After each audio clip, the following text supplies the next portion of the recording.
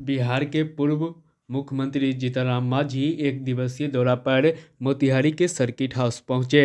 इस दौरान उन्होंने पत्रकारों को संबोधित करते हुए बिहार के मुख्यमंत्री नीतीश कुमार पर जमकर हमला बोला।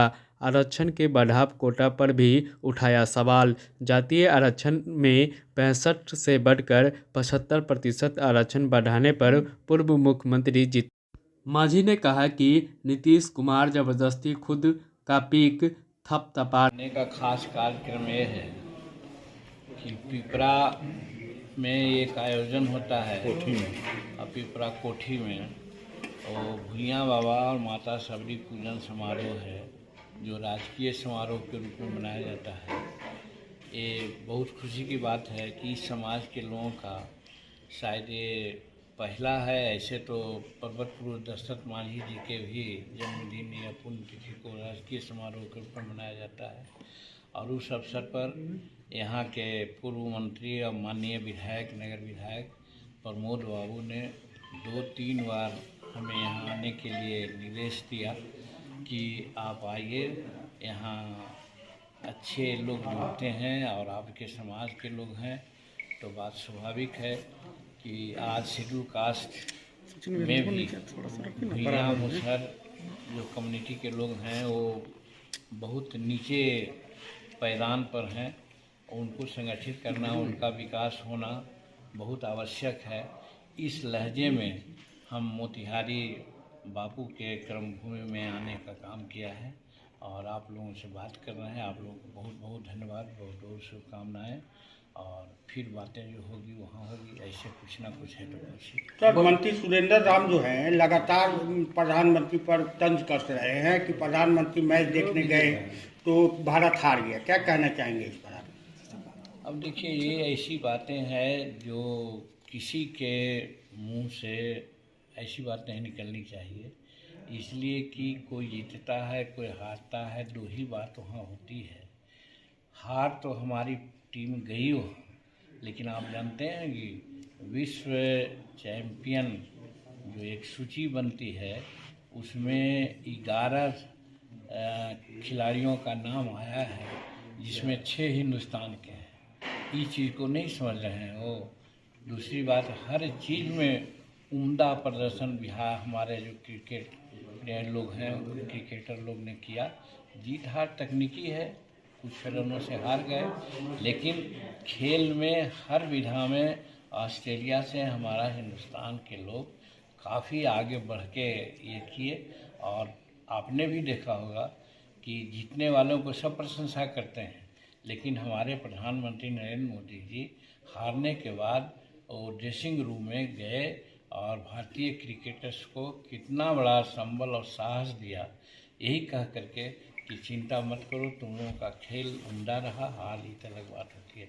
इस चीज़ को समझना चाहिए। और सुरेंद्र जी अगर कहते हैं तो भाई मैं नहीं कर सकता कि उनकी बुद्धि कहाँ है, कम से कम रियलिटी को समझना चाहिए। नीतीश सरकार के आरक्षण के बदलाव को आप किस नज़र से देखते हैं, क्या होना चाहिए?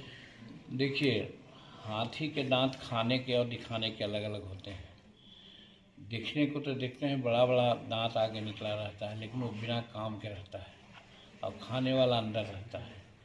ये आरक्षण के संबंध में जो बातें हुई, जाति आधार पर गणना करके जो किए हैं, कोटा बढ़ाए हैं, इसमें सबका साथ है, सबके सहयोग है, सर्वसम्मति से हुआ है। लेकिन माइलेज लेने की बात सिर्फ और सिर्फ नीतीश कुमार कर रहे हैं, वो उचित नहीं है। और मैं समझता हूँ जो विधानसभा में हमसे उनसे जो बातें हुई, इसीलिए हुई कि महोदय भाजपा के लोग, एनडीए के लोग, सब लोग इस बिल को पारित किया सर्वसम्मति से। लेकिन अंबेडकर साहब ने कहा था जब आरक्षण लागू हुआ था उस समय कि हर 10 वर्ष पर उसकी समीक्षा होनी चाहिए। आप 18 वर्ष से हैं बिहार के मुख्यमंत्री, आपके बड़े भाई भी रहे 15 वर्ष, 33-34 साल से आप लोगों की सरकार चल रही है। इस उम्र, इस समय में जो हमको 16% आरक्षण था, 1% शेड्यूल ट्राइब्स को था, समीक्षा की गई कि हम कहाँ पर हैं, कितना बैकलॉग है। और अगर आपको नहीं तो एक उदाहरण हमने दिया कि देखिए 1971 से रोस्टर नियम लागू है। रोस्टर नियम लागू का मतलब है कि प्रमोशन में भी आरक्षण होता है और उस आधार पर सभी जो कर्मचारी हैं या ऑफिसर्स हैं शेड्यूल कास्ट शेड्यूल ट्राइब्स का, उनका अब तक तो 16% होना चाहिए, लेकिन डाटा बता रहा है कि 3.7 है। ऐसा क्यों हुआ, इसको कौन देखेगा? इतने ही पर मुख्यमंत्री जी यहाँ ये लोग थे, वहाँ पर बवाल करने लगे कि तुमको कुछ नहीं आता है, इसको हम बनाया है तो ये क्या है। वो ऐसा अब शब्द बोलने लगे, अपनी सारी गरिमा और सीमा को उन्होंने लांघ दिया। इसलिए कि हम बार बार पत्रकारों से भी कहा कि हम आज 80 वर्ष की उम्र में चल रहे हैं और वो 74-75 में चल रहे हैं। उम्र के दृष्टिकोण से भी हम उनसे आगे हैं।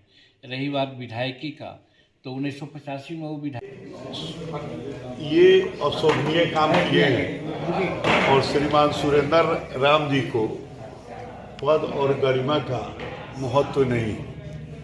और ये मैदान है, कोई ना कोई एक जीतता है और कोई ना कोई एक हारता है।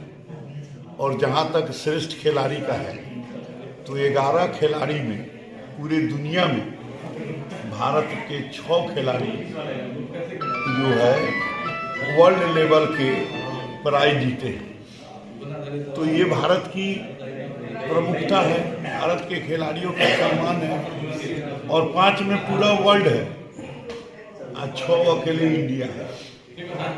अब उस खिलाड़ी को नीचे बताना ये कहीं से सुशोभित नहीं देता है।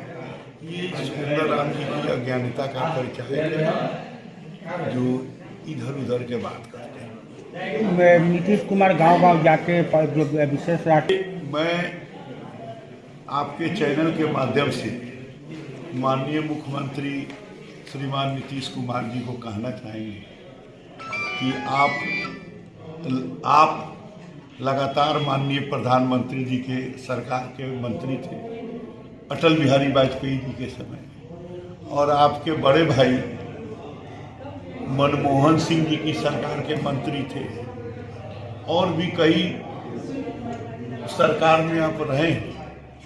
तो आपको चाहिए था कि जब आपका राजपाट था तो उसमें इसका दर्जा ले लेते। तो जब नीति आयोग ने कह दिया कि देश में किसी को हम विशेष राज्य का दर्जा नहीं देंगे, तो ये अब इनके पास तो कोई एजेंडा है नहीं, तो प्रोपगेंडा क्रिएट कर रहे हैं। आरक्षण का सब लोग समर्थन दिया, तो आरक्षण के सब लोग के बारे में बताना पड़ेगा कि हाँ हर लोग का ही सहयोग का आरक्षण है। तो इसलिए अब एक प्रोपगेंडा क्रिएट करने के लिए बोल रहे हैं। जनता सब जानती है और आने वाला 24 के चुनाव में इनको बता दें। भागीरथी देवी ने कहा है कि गांजा पीते हैं। स्वाभाविक है, तो अपने अगर स्तर पर रहेंगे तो अपने दिल की बात कहेंगे, और दूसरे के सहयोग में रहेंगे तो दूसरे के दिल के बात कह दिए। देखे नहीं विधानसभा में क्या बोले माननीय पूर्व मुख्यमंत्री आदरणीय जीतनराम मांझी जी के बारे में क्या बोले। तो ये लगता है कि नशा करते हैं आपको? नहीं, ये दूसरे के बस में चले गए। हर व्यक्ति कोई दूसरा चीज ग्रहण करता है तो दूसरे के बस में हो जाता है, दूसरे के बस में। भागीरथी देवी का कहना नहीं, डॉक्टर भी ने तो बहुत बड़ा बात बोला। क्या? डॉक्टर अजय बाबू ने बताया है कि इनको कोई अच्छे चिकित्सक से मिलकर और इनको समुचित इलाज कराना चाहिए, जो बिहार के हित में। हम लोग तो कैबिनेट में रहे, इनको सुबह बोलेंगे कुछ है, शाम को बोल देते हैं कुछ, और फिर जब अफसर रहेगा तो उससे बोलेंगे वो हम ये बोले थे, तो अफसरवा कहेगा कि ना सर ये नहीं बोले थे। देखे नहीं कई जगह जाते हैं कुछ और करते हैं कुछ। तो ये दुर्भाग्य है, जब दीप को बुझना होता है तो इसी तरह धधा के जलता है। एक बार बुझने का समय आ गया। धन्यवाद।